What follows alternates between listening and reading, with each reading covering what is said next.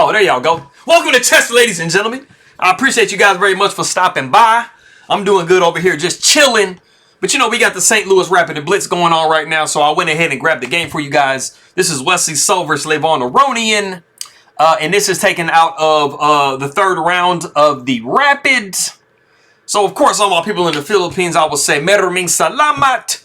Anybody who is coming up from Armenia, I will say merci. That is how they say thank you over there. But anybody else from around the world, I appreciate you for stopping by. But if you guys are ready to go, man, let's take a look and see what we got for this game.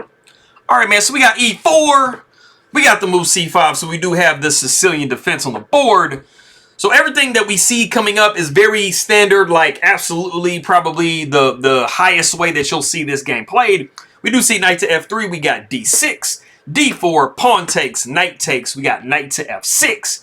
We do see knight to C3, and then we do see A6. And this is, you guessed it, the Najdorf variation, the most famous Sicilian defense game ever created.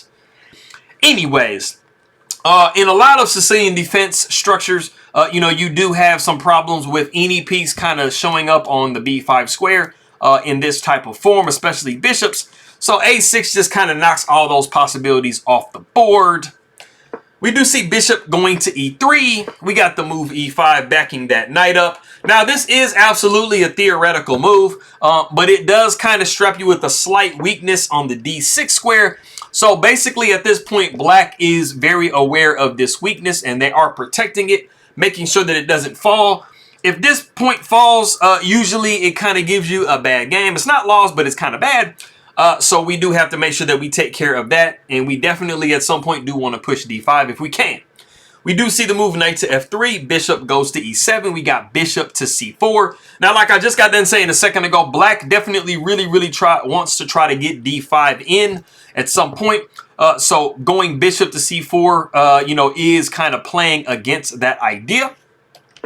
We do see bishop going to E6. And now we get into a really interesting structure. We do see bishop taking E6, pawn taking E6, and like I just said a second ago, you know, black is wanting to try to push the move D5. So if they can create a situation like they just did, where they do bring a pawn over here into the center of the board, they are definitely giving some oomph behind that D5 move. So it definitely does become a stronger idea. We do see knight going to G5, not trying to allow black to push D5. We are attacking black immediately. We do see queen going to D7, just covering that E6 square. We got queen to F3, and then we actually see the move knight to C6. And we have an idea behind going knight to C6, and that is after we see queen to H3. We do see the maneuver knight back to D8. But backing up a couple of moves, in this position, it is actually best to just go the D5 that I was talking about before. You probably would see something like D5 here, castles, D4, bishop takes D4, pawn takes D4, and then you would be looking at E5. And this is actually very sharp because you really don't want to move this knight because you would be looking at check here and maybe rook takes after the king slides over, and then rook going to D1, and you would be losing your queen. So just stuff like that. But like I said, we did not see that. We saw the knight maneuver idea. After we do see knight to D8, we do see bishop to B6. So basically, if you are studying your openings and understanding, you know, what kind of ideas are at play in these types of, you know, openings, Sicilian, you would be kind of coming up with these moves. Bishop to B6 is a very common idea after bishop E3, just kind of maneuvering it up here. You usually would see in some situations A4, A5, and it just kind of gives you like a nice support on this square. Since there's no C-pawn and the A-pawn has been moved to A6, you do kind of have a big hole on B6. So that is definitely something that black needs to make sure that they are trying to protect against. We do see the move H6, and we're not even phased about that. Like, take my knight if you want to. We got castles queenside. I think a lot of you guys can see, most of you guys can see that this pawn is pinned because of BAM. So we don't want to just drop our rook for no reason, man. Like, it's not an even trade for a knight.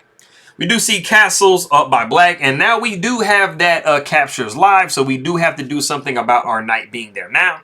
So we do go into a forcing variation. Bishop takes d8. We got pawn taking g5, bishop taking e7, queen taking e7, and then we do see queen sliding over to g3. And there isn't an absolutely like best way to, you know, protect this pawn.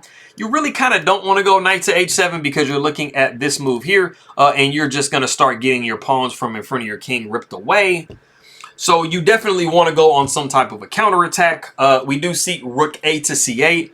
It's a half open file. You know, you either see rook f or rook a to c8. You definitely have a lot of Sicilian ideas behind those moves. We do have queen taking g5. We do see rook to c6 in the game. We actually see the move f3. For those of you that do play against the Sicilian as white, you do know that rook taking c3 is a very big idea. You know, a lot of times you have like a queen over here that can kind of like, you know, play some checks, maybe checkmate your king. So after b5, b4, maybe trying to rip things open, this sacrifice can be a really, really huge, annoying idea. So we do see f3, making sure that in case rook takes here, we are not dropping our very important e-pawn. We do see rook f going to c8. We got king over to b1. We do see queen sliding over to c7. So you see that the, you know, pressure is really mounting on white. This rook takes c3 is, like I said, a very big idea. We do see rook to d3, just protecting laterally. We do now finally see this d5 idea. We got pawn taking d5, pawn taking d5, knight taking, and then rook taking. And we do see rook taking c2. And then we see rook h to d1. And, I mean, it actually looks like, I mean, white is actually doing really good. They're up a whole pawn. I mean, you got rook to d8 checks coming. You have made sure that you're not dropping anything unnecessarily. You do have this rook and this queen protecting c1, so there's not like really any checkmates on the board or nothing like that, right? All right, so Aronian has a move that he can play that basically kind of like saves all of what I just got done mentioning. So if you want to pause the video and try to guess this move that Aronian plays, go ahead and do so.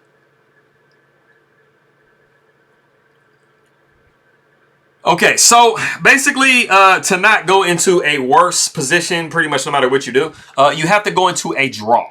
And if you found the move, rook takes b2 with check, you would be absolutely correct.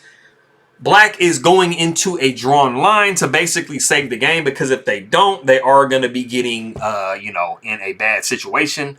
Like I said, you do have rook to d8 checks coming. The queen can start to kind of take away some squares as well, and it's not looking pretty if you are black. So you kind of have to go into this drawn line. We do see king taking b2, and then we actually see the repetition coming up, queen to c2 with check, king goes down to a1, and then we just see some repetitions going back and forth until we get into this position right here, and it is drawn by threefold repetition.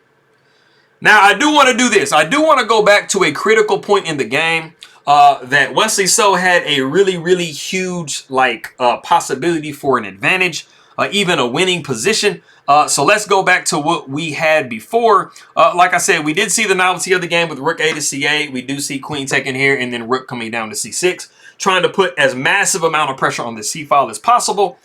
And we see a very common like move, f3. But the thing about the situation is, in this exact position, you actually don't have to go f3.